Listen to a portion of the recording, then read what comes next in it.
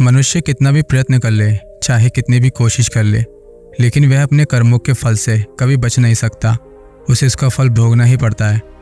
भगवान कहते हैं, मैं किसी का भाग्य नहीं बनाता हूँ, हर कोई अपना भाग्य खुद बनाता है। तुम आज जो कर रहे हो उसका फल तुम्हें कल प्राप्त होगा, और आज जो तुम्हारा भाग्य है वह तुम्हारे पिछले किए गए कर्मों का फल है। दोस्तों, आइए इस पर एक रोचक कहानी सुने। प्राचीन समय की बात है। किसी गांव में एक ज्ञानी पंडित रहता था। उस पंडित का एक दोस्त दूसरे गांव में रहता था और वह जन्म से ही लंगड़ा और गूंगा था। एक दिन पंडित अपने उस दोस्त से मिलने के लिए घर से निकला। उसके दोस्त का गांव वहां से काफ़ी दूर था और उन्हें अपने दोस्त के गांव तक पहुंचने के लिए कई छोटे छोटे गांव से होकर गुजरना पड़ता था। एक दिन पंडित अपने उस दोस्त से मिलने के लिए घर से निकला। वह ज्ञानी पंडित रास्ते में ही जा रहा था कि अचानक उसे एक आदमी मिला। वह आदमी भी उसके साथ साथ चलने लगा। पंडित ने भी सोचा कि रास्ता बहुत लंबा है, इस आदमी के साथ बातें करते करते रास्ता आसानी से कट जाएगा। जब पंडित ने उस आदमी से उसका नाम पूछा तो उस आदमी ने बताया कि उसका नाम महाकाल है। पुजारी को नाम बहुत अजीब लगा, लेकिन उसने उसके नाम के बारे में और पूछना उचित नहीं समझा। वह दोनों साथ साथ चल रहे थे। शीघ्र ही वे एक गांव में पहुंचे। वहां महाकाल ने पंडित से कहा, तुम आगे बढ़ो, मुझे इस गांव में थोड़ा सा काम है, मैं तुम्हें आगे रास्ते में मिलूंगा। पंडित ने उत्तर दिया, ठीक है, और अपने रास्ते पर चलता रहा। रास्ते में पंडित को पता चला कि एक आदमी को भैंस ने मार डाला है। शीघ्र ही महाकाल पंडित के पास लौट आए। चलते चलते दोनों गांव के बाहर पहुंचे। वहां उन्हें एक छोटा सा मंदिर दिखाई दिया। वहां रहने की व्यवस्था ठीक लग रही थी और पंडित के दोस्त का गांव अभी भी काफ़ी दूर था, इसलिए उन्होंने रात में वहीं विश्राम करने का निर्णय लिया। पंडित ने महाकाल से कहा, थकावट बहुत हो गई है, अतः हमें यहीं विश्राम करना चाहिए, हम कल सुबह फिर निकलेंगे। महाकाल ने उत्तर दिया, ठीक है, लेकिन मुझे इस गांव में एक पहचान वाले से थोड़ा सा काम है, मैं काम खत्म करके अभी आता हूँ। इतना कहकर महाकाल चले गए। थोड़ी देर बाद पंडित ने देखा कि गांव से धुआं उठ रहा है और धीरे धीरे पूरे गांव में आग लग गई। यह वही गांव था जहां पर महाकाल गए थे। यह देखकर पंडित को आश्चर्य हुआ और उसने मन ही मन सोचा, ये महाकाल जहां भी जाते हैं वहां किसी न किसी प्रकार की हानि क्यों होती है, ज़रूर कुछ गड़बड़ है। कुछ देर बाद महाकाल मंदिर लौट आए। सुबह होते ही दोनों अपने रास्ते की ओर चल पड़े। कुछ देर बाद एक और गांव आया और महाकाल ने पंडित से कहा, तुम आगे बढ़ो, इस गांव में मुझे कुछ काम है, इसलिए मैं आपसे रास्ते में बाद में मिलूंगा।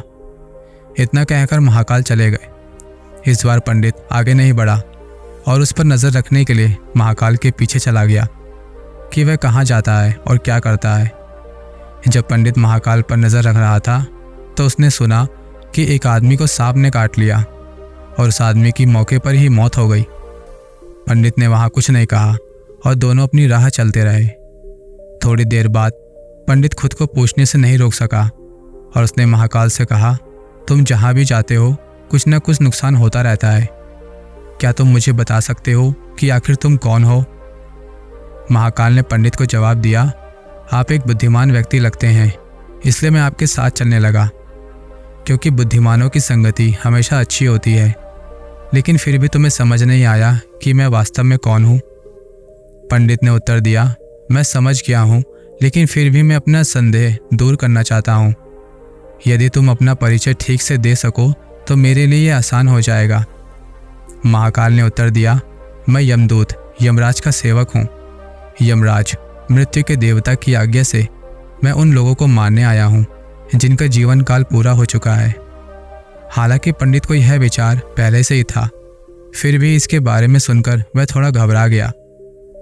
फिर भी उन्होंने पूछा, अगर ऐसा है तो बताओ अगली मौत किसकी होने वाली है? महाकाल ने उत्तर दिया, अगली मृत्यु तुम्हारे उस मित्र की होने वाली है जिससे तुम मिलने जा रहे हो, और तुम उसकी मृत्यु का कारण बनोगे। यह सुनकर पंडित दंग रह गया और बहुत परेशान हुआ। उसने मन ही मन सोचा, यदि महाकाल ने जो कहा वह सत्य है तो मेरे मित्र की मृत्यु अवश्य हो जाएगी और उसका कारण भी मैं ही बनूंगा। मैं उसकी मौत का कारण नहीं बनना चाहता। मुझे उससे मिलने उसके गांव नहीं जाना चाहिए।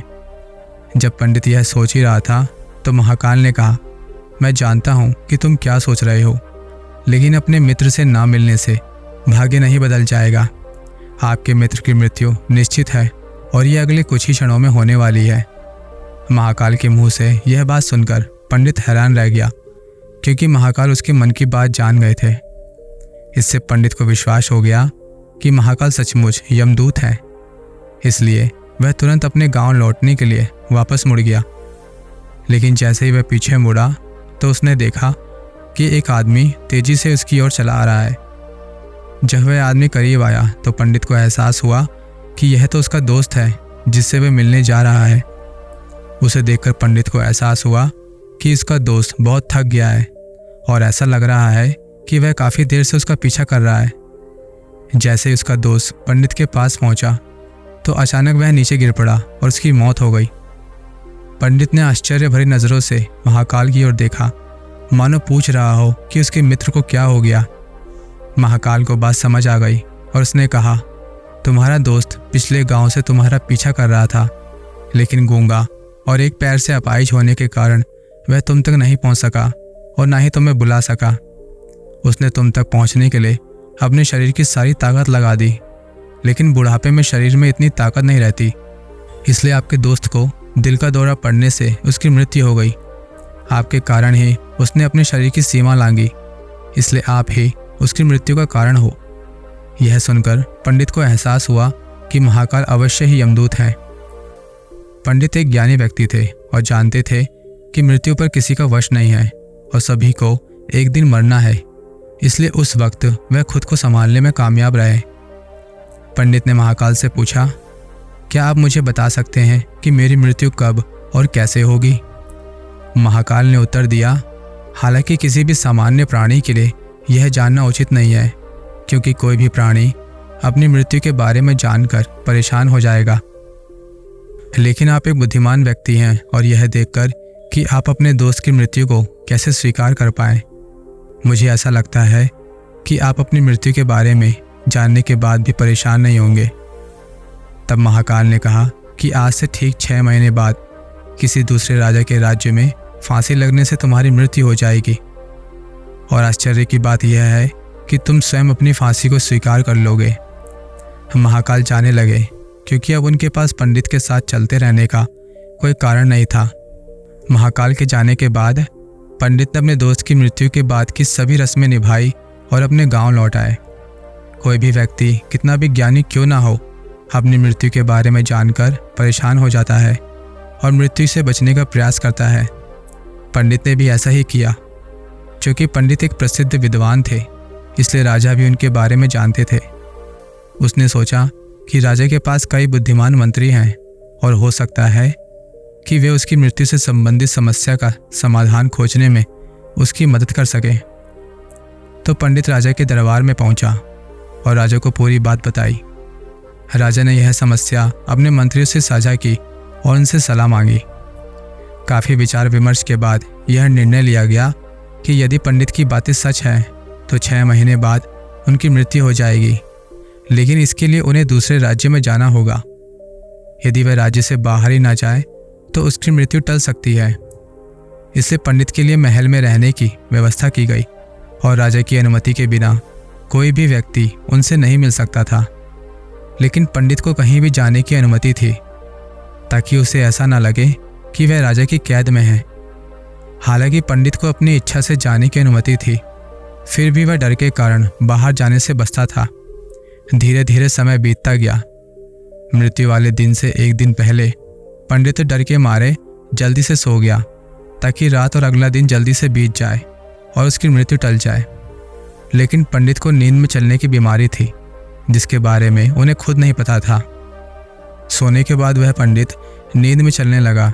वह उठकर अपने कमरे से बाहर चला गया और महल के घोड़े के अस्तबल की ओर चला गया। किसी ने उसे रोका या किसी प्रकार की पूछताछ नहीं की, क्योंकि सभी सेवक जानते थे कि वह राजा का विशेष अतिथि है। अस्तबल में पहुंचकर उसने सबसे तेज घोड़ा उठाया और राज्य से बाहर चला गया। नींद की बेहोशी की हालत में दूसरे राज्य में पहुंच गया। इतना ही नहीं, वह दूसरे राज्य के राजा के महल में पहुंच गया। यह संयोग था कि जब पंडित महल में प्रवेश कर रहा था तो सभी लोग और पहरेदार सो रहे थे, इसलिए किसी ने भी उसे रोका या पूछताछ नहीं की। पंडित सीधे राजा के शयन कक्ष में गया जहां राजा और रानी सो रहे थे और बिस्तर पर रानी के बगल में सो गया। जब सुबह हुई तो राजा उठे और उन्होंने पंडित को रानी के बगल में सोते हुए देखा। राजा बहुत क्रोधित हुए और पंडित को गिरफ्तार कर लिया गया। पंडित को समझ नहीं आ रहा था कि वह दूसरे राज्य में कैसे पहुंच गया और सीधे राजा के शयन कक्ष में कैसे घुस गया। कुछ समय बाद राजा का दरबार लगा और पंडित को राजा के सामने पेश किया गया। जब राजा ने पंडित को देखा तो उन्हें इतना क्रोध आया कि उन्होंने पंडित को फांसी पर चढ़ाने का आदेश दे दिया। मृत्युदंड सुनकर पंडित कांप उठा।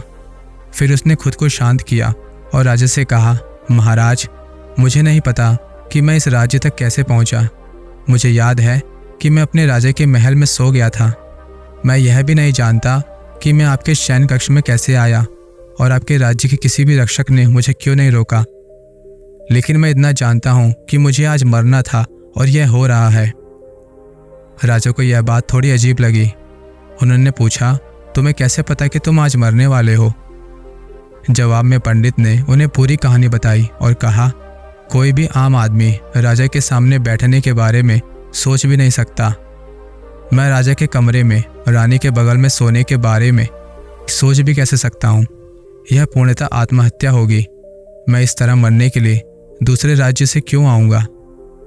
राजा को पंडित की बातें थोड़ी उचित लगी, लेकिन उसने सोचा कि शायद पंडित खुद को सजा से बचाने के लिए बहाना बना रहा है। चूँकि पड़ोसी राज्य का राजा उसका मित्र था, उसने तुरंत कुछ सैनिकों के साथ राजा के पास एक पत्र भेजा और पंडित की बातों की सत्यता का प्रमाण मांगा। सैनिक शाम होने से पहले ही लौट आए और उन्होंने राजा को बताया। पड़ोसी राजा का उत्तर था, पंडित ने जो भी कुछ कहा वह सच है और हमें भी नहीं पता कि वह आधी रात को वहां कैसे पहुंच गया। उसे मौत की सजा देना उचित नहीं होगा। लेकिन अब एक नई समस्या खड़ी हो गई थी। चूँकि राजा ने पूरी कहानी जाने बिना ही पंडित को मृत्युदंड दे दिया था। अब यदि पंडित को फांसी नहीं दी गई तो राजा के कथन का अपमान होगा, और यदि राजा की बात रखने के लिए सजा दी गई तो पंडित की मृत्यु होगी। राजा ने यह बात अपने मंत्रियों से कही और काफ़ी चर्चा के बाद वे निष्कर्ष पर पहुंचे और कहा, आपको पंडित को कच्चे धागे से फांसी देनी चाहिए। इससे आपके वचन का सम्मान बना रहेगा और पंडित की मृत्यु भी नहीं होगी, क्योंकि एक अच्छे धागे से फांसी पर चढ़ने से उनकी मृत्यु नहीं हो सकती। राजा को यह विचार उचित लगा और उसने वही आदेश दे दिया। राजा के कहे अनुसार पंडित को फांसी देने के लिए कच्चे धागे का फंदा बनाया गया। पंडित को भी विश्वास था कि एक कच्चे धागे से उनकी मृत्यु नहीं हो सकती, इसलिए वे भी खुशी खुशी फांसी पर चढ़ना स्वीकार कर गए। फांसी देते समय धागा तो टूट गया, लेकिन उस कच्चे धागे की वजह से उस पंडित के गले की नस कट गई और वह जमीन पर पड़े तड़प रहे थे। हर धड़कन के साथ उनके गले से खून बह रहा था और कुछ ही पलों में उनका शरीर बिल्कुल शांत हो गया और उनकी मौत हो गई। सभी लोग आश्चर्य से यह देखते रहे और किसी को विश्वास नहीं हो रहा था कि एक कमज़ोर धागा किसी की जान ले सकता है। लेकिन घटना घटी और नियति ने अपना काम किया। अगर पंडित ने महाकाल से उसकी मौत के बारे में नहीं पूछा होता तो वह राजा के महल में कैद होकर हर दिन डर डर कर जीने की बजाय अगले 6 महीने तक कहीं बेहतर ज़िंदगी जी रहा होता। इसलिए भगवान ने हमें भविष्य जानने की क्षमता नहीं दी है ताकि हम अपना जीवन बेहतर तरीके से जी सकें। एक पंडित की मृत्यु का संबंध उसके मित्र से था, क्योंकि यदि वह अपने मित्र से मिलने नहीं जा रहा होता तो रास्ते में उसे महाकाल नहीं मिलते और पंडित उससे उसकी मृत्यु से संबंधित प्रश्न नहीं पूछता। जो होना है वो होकर ही रहता है। हम चाहे कितनी भी सावधानियां बरतें या कितने भी उपाय करें, लेकिन हर घटना और उस घटना का पूरा ताना बाना पूर्व निर्धारित होता है, जिससे हम रत्ती भर भी नहीं हट सकते। जबकि अगर पंडित अपने उस दोस्त से मिलने नहीं गया होता और उसका दोस्त बचपन से गूंगा और अपाहिज नहीं होता तो उसकी मृत्यु नहीं होती, क्योंकि उस स्थिति में वह पीछे से आवाज़ देकर अपने दोस्त को रोक सकता था। यानी प्रकृति ने उन्हें बचपन से जो विकलांगता दी थी उसका संबंध उनकी मृत्यु से था। प्रकृति ने जो भी कुछ बनाया है और जैसा है वैसा बनाया है वह किसी कारण से है और उसके अस्तित्व पर सवाल उठाना गलत है, क्योंकि हर व्यक्ति, वस्तु या स्थिति किसी न किसी घटना से संबंधित है जो घटित होनी है। इसी प्रकार यदि पंडित को स्वयं अपनी नींद की बीमारी के बारे में पता होता तो वह पहले ही राजा को यह बात बता देता। यदि वह राजा के महल से बाहर निकलता तो कोई न कोई पहरेदार अवश्य उसे रोक लेता।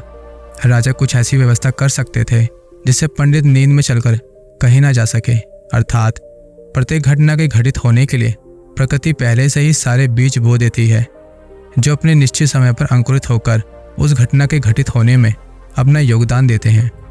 इसलिए प्रकृति से लड़ने का कोई मतलब नहीं है, क्योंकि हम नहीं जानते कि किस घटना के घटित होने के क्या कारण होंगे और उन कारणों से संबंधित बीज कब, कहाँ और कैसे बोए गए हैं, और इसे ही हम सरल शब्दों में भाग्य कहते हैं।